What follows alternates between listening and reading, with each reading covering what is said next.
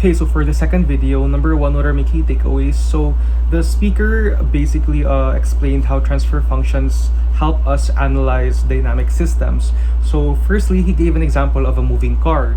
And as a car reaches a bump, which is our input E of t, it then, of course, hits the bump and it goes to a vertical motion, which would be our output Y of t. So this whole process exemplifies a differential equation. And the differential equation through Laplace transform can then be converted into a transfer function. So it's like different but the same in the sense that they have both the same system dynamics, but they differ in mathematical forms because of course the transfer function would be in the S domain.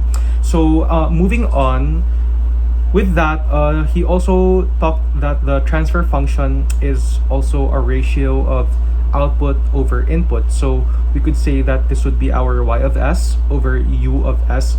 And because of that, it's a lot easier to solve for these types of equations through multiplication applications because of course they are ratios. And lastly, the speaker also talked about the importance of zeros, gains, and poles when we are shaping a system as it makes it more stable.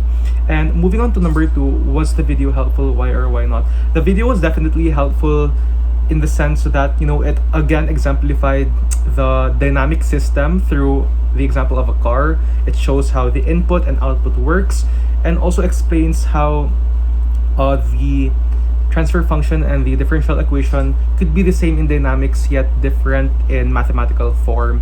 And of course, personally, I actually found it quite hard to understand the overall gist of the video because it was very math heavy. But it's also fortunate that we were able to have this lesson last semester about the transfer function, wherein we were tasked to solve using the transfer function. Given a transfer function, we were tasked to solve for the impulse response and back into the differential equation.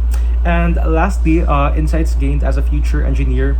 So personally, transfer functions are definitely helpful when we're trying to simplify like complex differential equations because of course it utilizes our ratio.